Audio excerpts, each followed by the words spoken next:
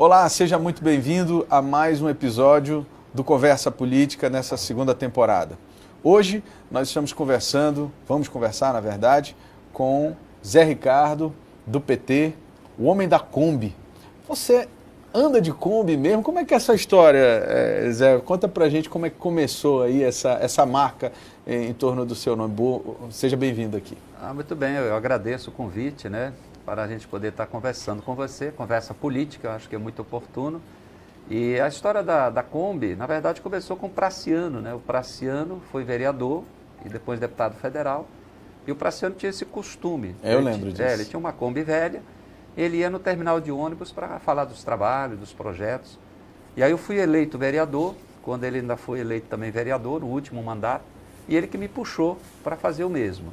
Antes eu estava sempre com ele, na mesma Kombi, e depois a gente comprou uma Kombizinha velha, que estamos sempre consertando. É a mesma? Hoje. É a mesma? Na minha teve uma mudança. A primeira era tão velha que eu tive que trocar. Comprei uma outra, essa aí já tem uns 10 anos aí que eu tenho, seguida. Então toda semana eu estou em cima da Kombi em algum lugar para prestar contas. Terminal de ônibus, no bairro, na feira. E, portanto, tendo essa prática, né, já tradicional. E em qualquer momento, o ano inteiro. Não é só em época de eleição, como o povo fala, né? Antes da eleição, durante o período da campanha e depois da eleição continua o trabalho. O senhor falou aí em 10 anos ou mais de 10 anos envolvido na política. Como é que você avalia, para a gente começar a nossa conversa aqui, o momento político que o Brasil está vivendo? Assim, em linhas gerais, né? Eu vejo um país um pouco polarizado, pouco não, muito polarizado, e, assim, uma falta de, eu diria, a palavra certa é equilíbrio, né, das pessoas quando o assunto é política. Nós tivemos aí a eleição de 2018, realmente muito polarizada. Bolsonaro ganhou a eleição, o Haddad chegou no segundo turno, foi muito bem votado, e muita gente acabou votando na esperança de que ele poderia mudar muita coisa, combater corrupção, melhorar o serviço público e melhorar a economia. E, na verdade, está acontecendo o contrário, né? A gente está aí com a economia com uma situação muito difícil. Agora agravou devido à pandemia do coronavírus, então a atividade econômica reduziu, o desemprego aumentou. E também é um governo que não tem um projeto para o Brasil, cortando investimentos fundamentais, principalmente na educação, deixando de investir na infraestrutura, parando programas importantes como projetos habitacionais. E isso afeta o Brasil e afeta o Amazonas. Na verdade, nós tivemos ano passado ameaças à Zona Franca, né, de reduzir incentivos e nenhum investimento significativo sendo realizado. Então, isso prejudica muito a economia do Amazonas. O polo industrial está muito dependente da economia brasileira.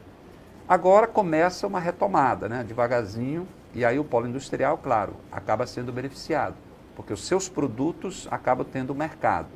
Mas com o desemprego elevado, houve uma queda muito grande. Então o governo precisa cuidar mais do Amazonas. Isso não está acontecendo e isso é o motivo maior de preocupação. Não vou nem entrar nos detalhes mais políticos da figura do presidente, que na minha avaliação, acabou contribuindo para aumentar a contaminação do coronavírus pelas atitudes, pelas falas, dando a entender que não era uma situação tão grave, né, a doença. Agora, Zé, o que a gente consegue ver também é que, e a gente falava um pouco disso agora há pouco, antes de conversar a entrevista, é de que também há uma certa intolerância em relação aos critérios, vamos colocar assim, os critérios democráticos do que está previsto na Constituição. Hoje, o que a gente vê é que tanto um lado quanto o outro, né, quer dizer, o PT viveu isso na Dilma, quando sofreu um processo de impeachment, né, e agora, em menos de 2 anos, você vê forças políticas, mais uma vez, querendo estabelecer um novo procedimento de impedimento no presidente da República. Me parece um certo exagero no uso desse instrumento, tanto de um lado quanto do outro. Quer dizer, esse instrumento ele não deveria ser usado dessa forma, na minha concepção. Como é que você vê esses movimentos que, no meu entendimento, acabam sendo uma certa agressão àquilo que a gente previu na Constituição de 88? A Constituição é muito clara, né? O processo democrático significa que o povo elege, a maioria elege o governante, e esse governante tem um mandato de 4 anos. Eu acho que Bolsonaro foi eleito, acredito que ele vai ser mantido nos 4 anos. Agora, ele mesmo defende situações anticonstitucionais, o fim, né, do Supremo, o fim do Congresso Nacional, volta da ditadura militar. Isso está totalmente fora de cogitação. Então, isso realmente não é uma atitude democrática de alguém que foi eleito pela população e mesmo fazendo tudo errado em relação à economia, em relação à área social, ele foi eleito. Eu acredito que ele vai ficar até o final do mandato e a próxima eleição o povo vai ter que escolher outra pessoa que cuide do Brasil, cuide da Amazônia, cuide do Amazonas, cuide da população. Porque, olha só, Manaus é uma cidade que precisa de investimentos. E hoje o governo federal cortou recursos para saneamento, recursos para habitação e também da mobilidade urbana. São 3 questões fundamentais para a cidade de Manaus, que temos que enfrentar. O problema do transporte, trânsito, a questão da água, do esgoto, do lixo, né, do aproveitamento do resíduo sólido, a questão ambiental e a questão da moradia, que está muito ligada à questão ambiental, porque você não tem projetos habitacionais, você tem ocupações irregulares que criam grandes impactos ambientais e um crescimento artificial da cidade. Então, são áreas fundamentais onde o governo federal simplesmente cortou verbas. Então, vai ser muito difícil tocar, vai ter que ter muito mais criatividade a próxima gestão municipal. Mas a gente também tem que dizer que nos últimos governos, isso não houve uma melhoria substancial. Você não vê, por exemplo, nenhuma política que tivesse, digamos assim, um reflexo na cidade de Manaus que melhorasse, por exemplo, o sistema de transporte coletivo, que é uma das bandeiras, inclusive, do PT local. Eu lembro da militância estudantil, a briga pela meia passagem, enfim, passe livre, então, essa coisa toda. E isso, na verdade, não evoluiu ao longo do tempo. E essa é uma questão que você traz, que é fundamental, porque, primeiro, que o transporte coletivo ele é um direito social, está na Constituição, e é um serviço essencial. Significa que o município tem que dar prioridade. É o direito de ir e vir das pessoas. E aí nós perdemos uma oportunidade na Copa do Mundo, porque na Copa do Mundo, o PAC da Copa colocava recursos para as sedes onde teria jogos. Então, Manaus estava nessa lista. Teve o investimento da Arena, uma série de outros investimentos. Isso. Tinha quase R$1 bilhão para a mobilidade, para o sistema de transporte. Na época, os primeiros 2 anos da gestão municipal foi ainda o Amazonino, e ele prometeu o BRT, que seria da Zona Leste, depois interligando com a Zona Sul. O governador era o Omar Aziz, que falou do monotrilho, que viria da Zona Norte, interligando com a Zona Leste, passaria na até Constantino o centro. Nery ali até o centro. Nem o monotrilho saiu, nem o BRT. Depois do Amazonino veio o Arthur Vigílio, já tinha sido eleito, mais 2 anos. Falou em BRT também, se não me engano? Não, ele parou o projeto, na campanha falava sim do sistema de transporte, mas na prática acabou parando o BRT, não foi adiante. Não fizeram nada, a verdade não. Não tem nada. Então hoje você tem poucas obras que a prefeitura está fazendo agora no final da gestão, sem um planejamento efetivo de um sistema de transporte para a cidade. Para você ter uma coisa interligada que envolve toda a zona leste com o norte, a área de expansão da zona oeste, com o centro da cidade. Então, esse vai ser um grande desafio e é o que eu estou discutindo com especialistas por conta da pré-campanha para a prefeitura.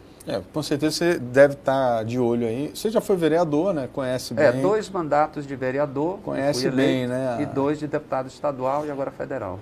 Bom, aí você falou também na questão da economia. Eu queria falar um pouco sobre isso, porque eu tenho falado com todos os pré-candidatos, todo mundo que eu trago aqui, sobre a questão de economia.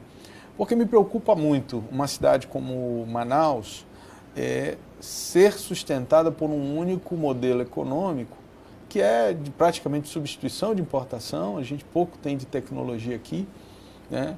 E vez ou outra, em todos os governos, vou repetir, né? Governo PT, Bolsonaro, todos os governos a gente vê iniciativas no sentido de tirar esses benefícios, para que a população entenda, são desconto nos impostos que essas empresas teriam que pagar para que elas possam se instalar aqui.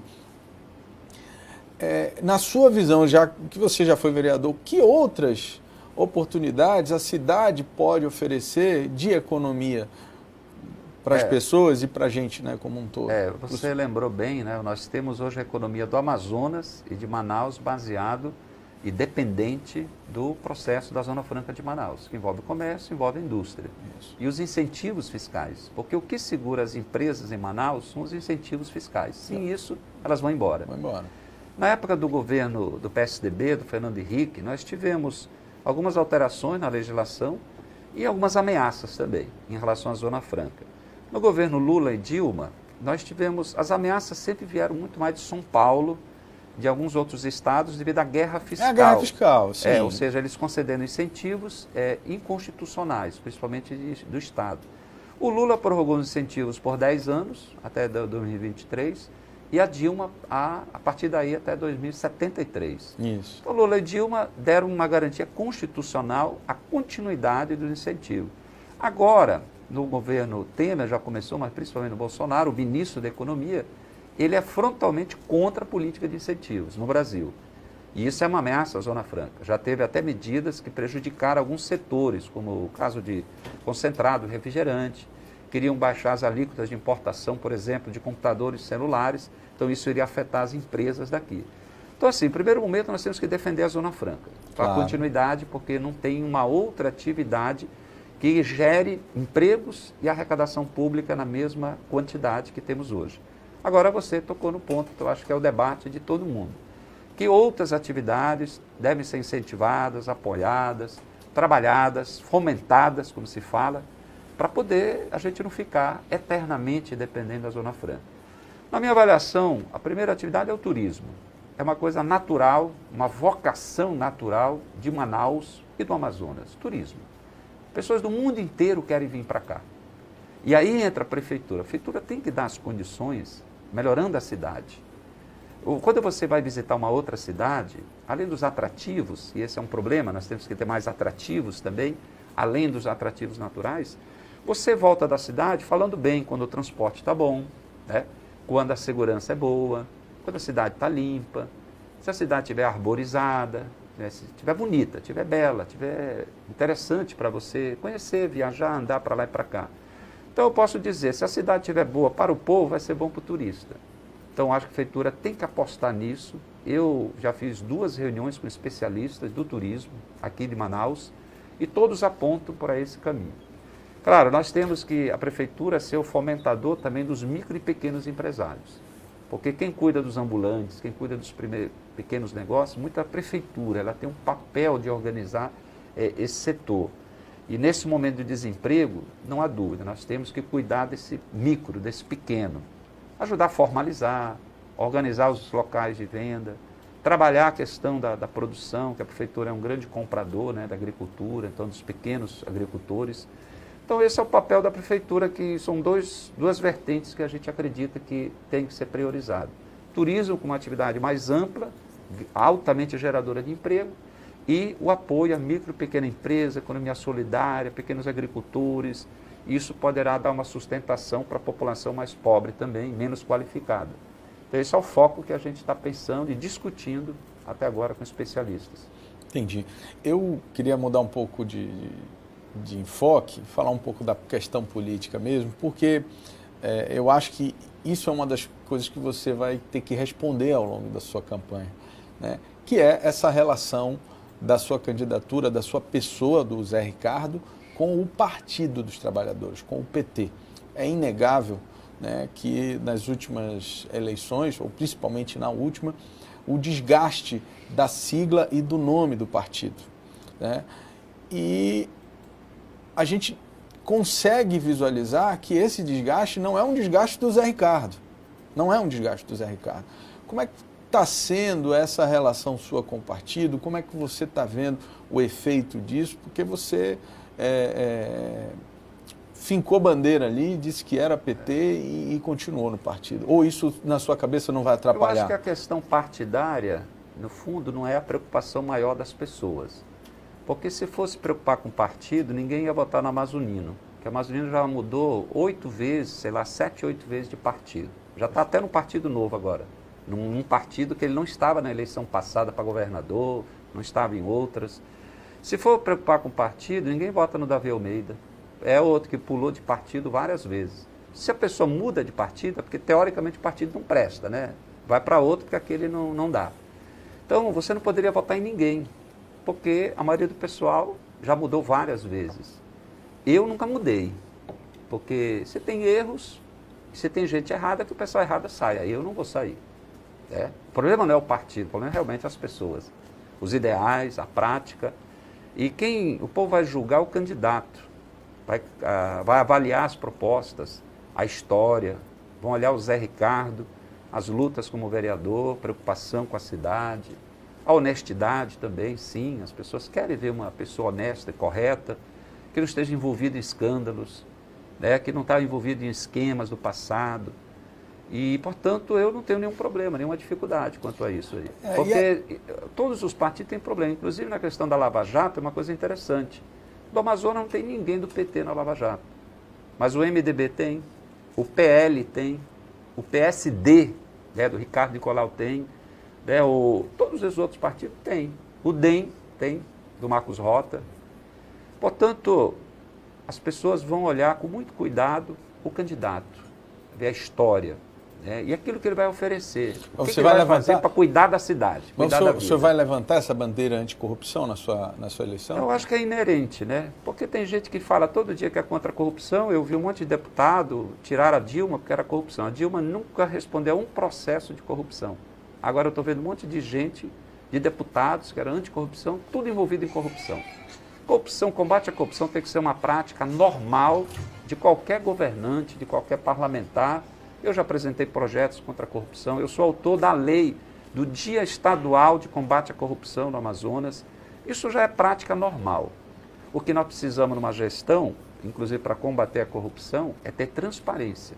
Eu acho que essa é uma das respostas para você ser um instrumento para você combater a corrupção. É transparência. Pois é, prestação de conta. E é isso que eu queria Porque a corrupção, ela progride quando está tudo escondido. Os contratos da prefeitura. E o senhor pretende mudar a forma como isso é feito hoje? Nós queremos transparência, prestação de contas, sagrado todo mês. Nós queremos uma controladoria que acompanhe os contratos de cada secretaria, que se divulgue, que fique às claras quanto está se pagando para contrato, para isso, para aquilo, na saúde, na educação, nos contratos maiores de obras e tal. Porque essa transparência, ela acaba contribuindo para você, né, fazer com que o povo acompanhe e ele ajude a fiscalizar, para evitar que a corrupção aconteça. Porque quando alguém está envolvido em corrupção, já aconteceu, já desviou dinheiro, lá vem os instrumentos para punir. Nós temos que trabalhar a prevenção, para poder sobrar mais dinheiro para a saúde, para a educação e tudo mais. Então, essa é a prática normal que eu defendo desde a época que eu fui vereador. Não tem nenhuma mudança quanto a isso. Por exemplo, uma possível prefeitura sua, por exemplo, a não ser corrupto seria um dos critérios para a escolha de secretariado, por exemplo? Eu acho que começa com o próprio governante, sendo candidato. Eu acho que o candidato que é honesto, correto no processo eleitoral, né, que não compra votos, que não fica enganando as pessoas, que faça promessas que vai resolver. Eu me lembro que o Serafim prometeu 24 creches. Eu achei coerente. Pé no chão, não conseguiu fazer as 24, mas estava num número razoável por ano, né? Você ter determinado número de creches lá, umas 6 por ano e tal. Aí veio o Amazonino, ganhou a eleição prometendo 1000 creches. Eu lembro disso. Essa palavra 1000 é verdadeira. Ele prometeu 1000 creches. Olha a mentira. E ganhou a eleição. Teve gente que acreditou.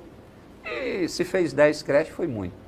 Aí veio o Arthur Neto, logo em seguida, candidato, e ganhou, prometeu 110 creches. Se fez 10 creches, é muito também. Eu não estou com os números exatos do que fizeram, mas fizeram quase nada, pouquíssimo. A população que está assistindo longe. Vai lembrar. Então, assim, um candidato que já quer ganhar a eleição com esse tipo de promessa, com esse tipo de conversa fiada, ele também vai fazer uma administração de qualquer jeito, com pouca seriedade. E, às vezes, até colocando uns secretários que não são corretos e tal. Sim, eu acho que temos que ter um secretariado de pessoas competentes. Claro, a pessoa também não pode ser alguém já envolvido em problemas de corrupção do passado, não dá, né? Realmente o povo quer um bom administrador, um bom secretário, dedicado e jogo aberto. transparência. Eu acho que esse é o caminho para as pessoas acreditarem na administração e acompanharem, porque eu acho que o mais importante é isso. Um processo de participação, onde a pessoa está próximo e com isso também evita que a corrupção aconteça. Bom, a gente está vivendo um cenário bem dividido ali, né? Entre muitos partidos, muitos candidatos e tudo. E eu queria saber se o PT e você, por exemplo, dentro dessa linha de uma nova proposta de transparência, anticorrupção, vai estar disposto ou não está disposto a fechar acordos políticos com partidos também envolvidos em corrupção ou que tenham membros envolvidos em corrupção ou não? A questão política, a eleição se sobressai a esses valores? Olha, na eleição agora, nós vamos ter o primeiro turno e o segundo turno. Exatamente. No primeiro turno, eu estou conversando com alguns partidos para ter apoio político. Né? Eu não sei de cada partido se tem alguém envolvido em corrupção. A gente não sabe a história, né, de cada pessoa. Mas o importante é que as pessoas que vão estar com você não estejam envolvidas. Pode ser que alguém do partido tenha algum problema lá. Mas eu não posso generalizar e dizer que o partido é da corrupção. Como eu disse, senão nenhum partido, você poderia estar no partido ou fazer aliança, porque pode ter alguém, ou teve alguém, às vezes nem está mais no partido, envolvido em algo errado. Então a questão a formalidade é com os partidos, mas na prática você trata com as pessoas. Né? Perfeito. Você quer o trato pessoal também, profissional, institucional. Nós estamos aí conversando com alguns partidos para fazer aliança no primeiro turno. Chegando no segundo turno, provavelmente outros partidos vão querer estar junto também. E aí tudo é uma questão de programa de governo, de você fazer acordos relacionados a lutarmos por essa proposta, por esse projeto de saúde, de educação.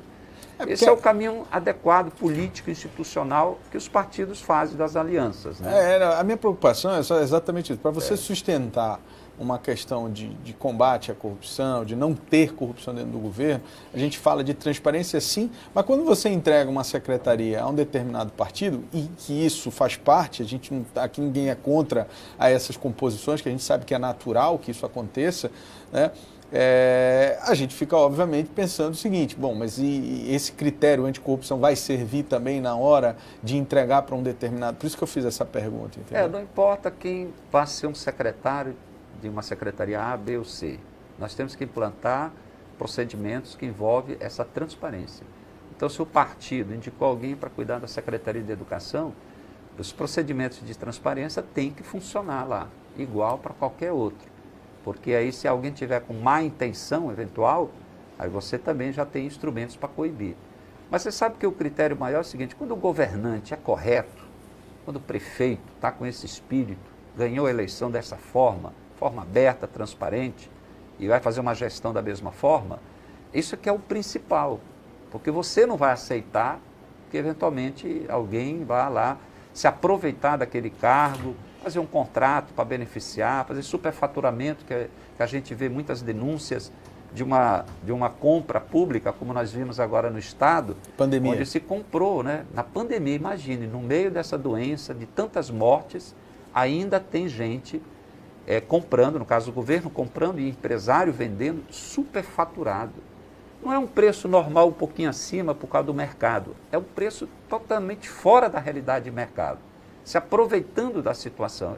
É uma coisa quase imperdoável, porque aquilo é um instrumento para salvar a vida, um respirador para uma pessoa que sem ele não tem condições de sobreviver. E quantos não morreram porque não tinham respirador?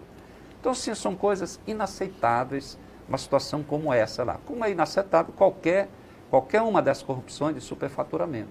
Mas essa da área da saúde chama atenção, quer dizer, é a vida das pessoas que está em jogo e tem gente que se aproveita. Então, o governante tem que ser inflexível, né? Não pode, tem que tirar todo mundo, tem que botar na cadeia, né? Comprovadamente, claro, no processo, mas não dá para aceitar esse tipo de coisa lá. Tá, agora, usando como exemplo essa questão da saúde, o que você faria diferente e como você pensa, por exemplo, os gestores ou a gestão dos recursos dessas duas áreas, saúde e educação, que são os maiores, constitucionalmente, inclusive, tem uma obrigatoriedade de ter um recurso a maior para essas duas áreas. E a gente sabe que onde tem muito dinheiro há muito interesse. Como é que você pensa em gerir essas duas pastas, independente, obviamente, dessa... Você vai criar algum mecanismo específico dentro dessa sua lógica de ter um controle e transparência maior? No caso do município, o Sistema Único de Saúde, por exemplo, na área da saúde, ela define também as competências municipais, estaduais, federais. Perfeito. O recurso, de modo geral, é federal. O recurso é repassado para a saúde básica. Então, quem tem que gerenciar unidades básicas de saúde, implantá-las, ver as equipes para atender a população é o município. Nós temos um problema sério em Manaus. Em torno de 38%, quer dizer, não chega a 40%, é a chamada cobertura básica, ou seja, o atendimento através de unidade básica de saúde, onde cada UBS tem um raio de atuação, não só geográfica, mas é populacional. Então, quase 60% da cidade não tem o atendimento da atenção básica. Então, esse já é um primeiro desafio. Nós temos que construir mais UBSs, ampliar esse atendimento. Não vai se resolver de uma hora para outra. Mas essa é uma das propostas. Nós vamos construir unidades UBS e fazer concurso para ter equipes para atender. O Estado cuida da saúde especializada. É uma outra novela, aí você tem um problema da terceirização. Vamos falar do município. Do município, E na educação, muito parecido, porque a educação básica, de um modo geral, é o município que cuida. O município não cuida da educação nível médio, mas é a educação fundamental, no geral, e creche. Então, hoje nós temos um problema que das 500 e poucas escolas municipais, 1/3, 170, quase 180, são instalações alugadas, precárias, boa parte. Agora mesmo, na volta às aulas... E o município nunca teve interesse de construir? Teria que construir escolas todo ano. Então, o Serafim ainda construiu bastante escolas, mas o Nino reduziu o ritmo, muito, na época ele foi prefeito, e o Arthur Vigílio está terminando 8 anos, construiu muito pouco. Eu lamento demais. Ele manteve os contratos de renovação de aluguéis em muitos lugares que não tem condições. Se você for visitar lá, como é que você pode chamar aquilo de escola num lugar que não tem espaço para convivência, não tem uma quadra, não tem nem o refeitório propriamente para merenda, porque era um lugar provisório. Bairro novo. Era só para... Era para dar um tempo, 1 ano, 2, ter uma escola nova. Perfeito. E não fez isso. Então, foi ficando permanente. Essa vai ser uma luta, construir escolas para a gente tirar do aluguel e ter uma escola decente para as crianças. Por isso que o município não tem como voltar às aulas de uma forma plena, porque muitas das escolas não têm condições de você garantir o distanciamento social, de você garantir o afastamento, ainda mais crianças menores, crianças, adolescentes. No ensino médio, que já voltaram agora, teoricamente você tem como trabalhar melhor isso. Mas mesmo assim, a gente já está vendo que essa primeira semana já tem situações perigosas aí, né? Que pode ter uma nova contaminação. Mas essas escolas municipais, olha, eu diria que é impossível, a não ser que você queira agora contaminar essas crianças e tudo mais. Né? Agora, o senhor tocou nesse assunto e me veio esse questionamento. Foram 8 anos de PSDB, né? 8 anos. Como é que o senhor avalia aí, fazendo uma avaliação muito rápida? Já iniciou fazendo aí uma avaliação nessas duas áreas? Eu não sou de ficar criticando à toa, né? Ninguém, né? Eu critico a administração, eu não critico não pessoas. Eu não fico falando da figura do Amazonino, do Davi, do Arthur, ou seja, quem for, mas é a gestão, a gente tem que falar da gestão, etc. Então o Arthur, com uma pessoa de grande experiência, né? Parlamentar, e a nível nacional, todo mundo esperava muito mais. Mas parece que está sem pique, né, para tocar questões fundamentais, como a mobilidade, essa questão das escolas, a expansão da atenção básica, de levar adiante um projeto ambiental para a gente cuidar de limpar os igarapés, né, para a gente mudar esse quadro, porque esse seria um fator importante para ajudar também no turismo e qualidade de vida da cidade. Abandonar os projetos de arborização, que é uma coisa que eu quero me dedicar muito, arborizar, cuidar das praças. As pessoas atravessam a cidade para levar sua família, o pai e a mãe, pegam os seus filhos, pegam o ônibus, gasta o dinheiro do ônibus, vai para o centro, para ir para onde? Lá na Praça São Sebastião. Por quê? Porque é uma praça bonita, bem organizada, segura, tem sempre uma atividade cultural, é um passeio, é um lugar bonito, bacana, legal, vou levar minha família. Quantas outras praças nós temos, inclusive nos bairros? Por que não dá para melhorar isso aí? Eu acho que dá. É o que a gente defende. Cuidar do bairro, cuidar do lugar onde a pessoa mora, É lá que tem a rua que precisa realmente ser uma rua boa. Tem que ter uma calçada, tem que ter a questão dos cobres de água de chuva. O bueiro, nós temos 3.000 bueiros sem tampa na cidade de Manaus. Tem gente que morre aí, né? Morre quando vem as enxurradas. Agora é verão, é menos chuva e tal. Agora não. É a rua onde você mora que a iluminação pública é paga pelo cidadão na conta de energia. Não é nem do imposto, é da conta, você paga. Então essa é a preocupação, acho que a gestão não cuidou dos bairros e é o que a gente quer fazer. Cuidar do lugar onde as pessoas moram.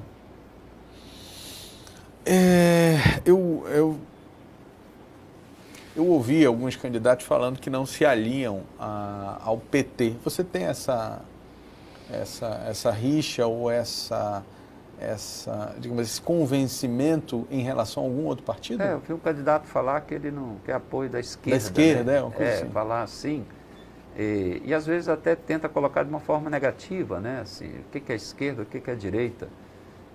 Esquerda está muito ligada a pessoas que estão envolvidas em determinadas lutas, né?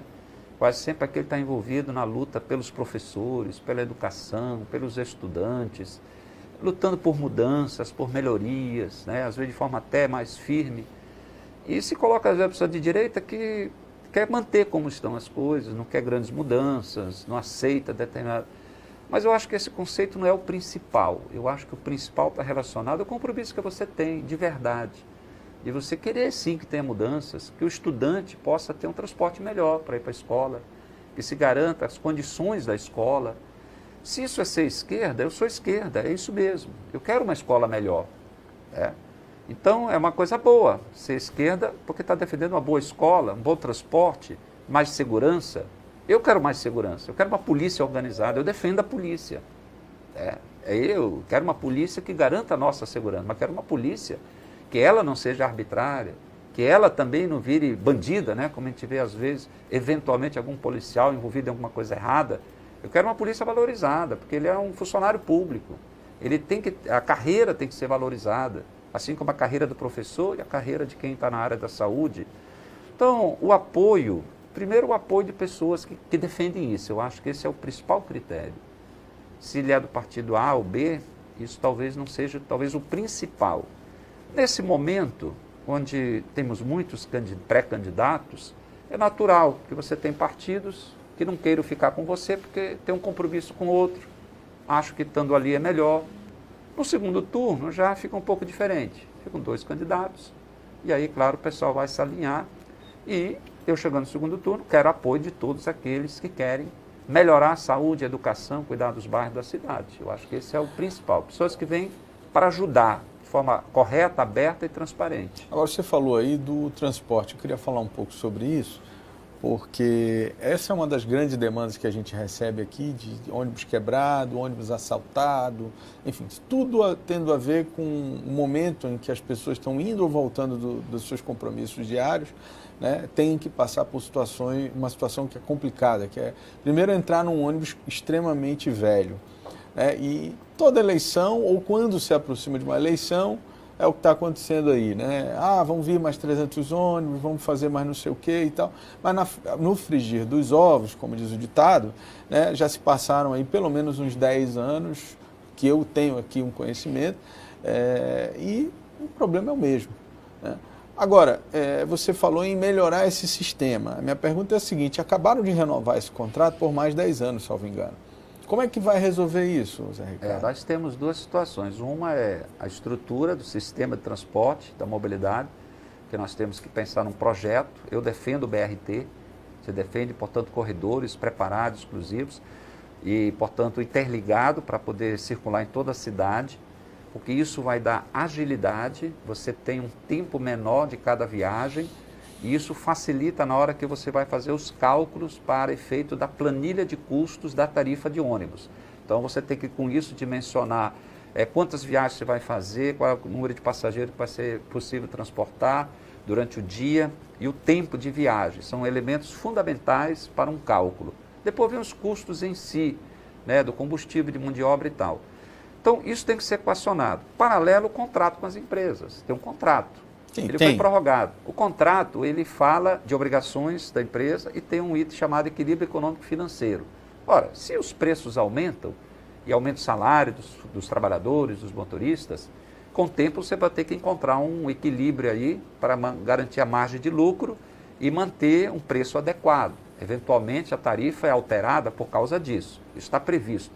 O problema é um serviço Mas que não é prestado. as empresas não estão cumprindo a parte delas. Exato. Porque a lei fala que tem que renovar a frota. Tem duas leis. Uma lei que o Arthur criou, que aumentou de 7 para 10 anos a vida útil dos ônibus. Quando ele assumiu era 7 anos. Aí ele aumentou para 10. Ele mesmo aumentou para 10. Apresentou o projeto, a Câmara aprovou. Então significa que um ônibus não pode circular mais de 10 anos. Antes era 7. Então ele tem que ser substituído. Até o ano passado, começo do ano passado, 20% da frota tinha mais de 10 anos. Como não entrou mais nada novo, hoje eu estimo que seja 23%, 24%. Mais de 10 anos, quase um quarto da frota. E ela não aumenta, porque em termos proporcionais, nós temos uma frota operante. No ano passado, o levantamento que eu fiz, proporcionalmente quase o mesmo de 2009. Então nós não aumentamos a frota e a população aumentou. Os ônibus envelhecendo e não teve renovação. Então você não tem, que nem quantidade, não tem quantidade, não tem qualidade. E o preço acaba sendo injusto também. É. O Arthur fez uma intervenção financeira em julho do ano passado e terminou no começo desse ano. Nessa intervenção, na verdade, a Prefeitura alocou, repassou para o sistema 61 milhões de reais. Antigamente tinha um subsídio aí do Estado, de combustível. Do combustível do diesel. Eu sou a favor que tenha, porque todas as cidades têm. Então, mas isso tem que ser feito de forma transparente. Uma planilha de custo verdadeira, para saber quanto o Estado está entrando exatamente com incentivo, o município também, para manter a tarifa. Não, mas e que tenha também uma contrapartida da empresa, em melhorar o sistema. Não pode a empresa né? dizer que não tem lucro quando ela não sai do sistema. Exatamente. Há 10 anos a mesma empresa está aqui reclamando que não está ganhando nada. Como é que é possível isso? Como é que é possível? Né? E uma mesma empresa que funciona em outras cidades lá não está reclamando. Exato. E aqui ela está reclamando. Então realmente precisa ter uma intervenção verdadeira, mas tem que ter as intervenções no sistema viário também, para melhorar. Certo. Eu queria encerrar essa entrevista, Zé, que você falasse um pouco para a gente aí desses últimos anos dentro da política, como é que você se sente vendo, né, essa evolução da política brasileira, se você acha que ela é positiva, se você acha que ela é negativa, assim, num plano mais macro, né? Incluindo impeachment, incluindo Bolsonaro, incluindo tudo, você acha que a gente está no caminho certo ou realmente a gente ainda tem que aprumar algumas coisas? Nós tivemos aí um período de muita luta contra a ditadura militar. E aí voltou a democracia, ou seja, a escolha, o povo escolhendo seus governantes, o presidente da República. E aí a primeira eleição efetiva mesmo foi aquela onde o Collor ganhou. Então, de lá até hoje, nós estamos com esse processo democrático das eleições. Então, podemos dizer que estamos caminhando. Agora, o rompimento que eu considero que aconteceu foi em 2016, com a saída da Dilma. Por quê? Ela foi eleita pela maioria. E não teria uma razão efetiva para tirá-la. Encontraram um dispositivo, né, na Constituição, crime de responsabilidade, que na verdade não se enquadrava, né? A questão da chamada pedalada, que é um procedimento administrativo, né? Exatamente. Do orçamento, dos pagamentos dos vários compromissos, e que todos os governantes praticam, não como algo ilegal, desonesto, mas de um procedimento devido à arrecadação, que você nunca sabe, ao terminar o ano, qual vai ser exatamente a tua arrecadação, mas tu sabe as despesas. Então, eventualmente, você vai ter que alocar de uma área para outra e depois, quando fechar o ano, você retoma aqueles valores para aquela área que você retirou. Pronto. Mas não é corrupção, nenhum governante, nenhum governador, nenhum presidente. Fernando Henrique fez isso, período Lula, da Dilma. Todos os governadores são obrigados a ter esse procedimento e é injusto. Então, nós tivemos um rompimento. Teve a eleição seguinte, estamos vivenciando o atual governo, mas aqui e acolá a gente fica preocupado com as instituições. Porque quando o governo federal ataca instituições como o judiciário, e acho que não precisa, isso é um perigo, porque nós precisamos do judiciário. Bom judiciário, faça justiça. Quando ataca o Congresso, nós temos que fortalecer e melhorar a política, melhorar o Congresso, melhorar a Assembleia, melhorar a Câmara. E isso é o povo que vai fazer, participando, votando. Eu acho que hoje as comunicações facilitam muito. as pessoas estão mais informadas. Agora com internet, com WhatsApp, Facebook, com celular, que tem mais celular do que gente, né, no Brasil, mais linhas de celular, melhor dizendo, do que pessoas. Portanto, hoje as pessoas estão mais informadas, mais rápido. Então tem uma vantagem de ajudar a tomar uma decisão. Mas também há um grande perigo, um grande medo, que eu também tenho medo, são as fake news. Assim como você tem um instrumento para saber das coisas com mais rapidez, também muita mentira circula. E muita gente acaba não filtrando, não verificando e acreditando em qualquer coisa. Se amanhã alguém colocar algo contra o Álvaro Corrado e jogar lá qualquer mentirazinha, vai se espalhar e vai ter gente acreditando. E já aconteceu. E tem gente que não acredita, que vai procurar se certificar. Se amanhã colocar qualquer coisa contra o Zé Ricardo, uma mentira qualquer, se espalha e tem gente que acredita. Até desfazer, muita gente acabou já tendo um conceito diferente. Então, isso tem que ser combatido, isso é crime. Isso é crime. Isso é crime, né? É importante. Está se mostrando através da CPI lá no Congresso Nacional e das investigações do próprio Supremo, como isso foi usado nas eleições passadas, e nós não podemos aceitar. Não podemos aceitar fake news. Eu sou contra qualquer coisa em relação ao adversário. Fazer nada. Eu sou 100% contra e denuncio se eu souber que alguém está espalhando uma mentira contra adversário político, contra os pré-candidatos. Eu sou contra 100%, porque eu também não quero ser vítima. Então não podemos aceitar isso, é crime, tem que ir atrás e tem que penalizar quem comete o crime de fake news. Então hoje a sociedade é tudo muito imediatista, muito rápido, né? E o nome imediato aqui também tem tudo a ver. As pessoas têm pressa, as pessoas têm razão, querem ser informadas, as pessoas querem saber das coisas, mas tem que saber com a verdade, né? Informação verdadeira. E esse é o desafio da política, né? A gente tratar da verdade, não de mentiras. Né? Vocês estão entrando agora num... Eu disse isso a um outro entrevistado, né? Que eu acho que esse é um momento talvez o mais difícil para o político, né? De convivência dentro desse ambiente, né? Assim, é muita pressão de todos os lados, você já entra com a pecha de que você não presta. Não importa se da tua vida... Infelizmente, né? É político ou não presta. Numa pesquisa, no ano passado que eu tinha visto, dizia o seguinte, era uma pergunta sobre o interesse das pessoas pela política. Então, próximo de 90% das pessoas não ligava muito assim, não está acompanhando, muito superficial. No próximo de 10%, 9 para 10, é o que realmente se interessava, estava acompanhando, acha muito importante e tal. Então há muita gente que realmente não liga muito. Acaba no final votando em alguma pessoa, pela amizade, porque é mais conhecido, e não necessariamente pelas propostas, pela história, né, por alguém que você acha que tem capacidade para administrar a cidade, cuidar, ter a seriedade necessária, ter a firmeza também para você defender e lutar por aquilo, para melhorar a vida do povo. Então, esse é o ambiente que a gente está vivenciando também. Então, é importante que o político seja correto na sua colocação, verdadeira nas propostas. Por isso que eu me preocupo em discutir propostas para a cidade verdadeira e não chegar na televisão com coisa mirabolante que eu vou resolver de uma hora para outra.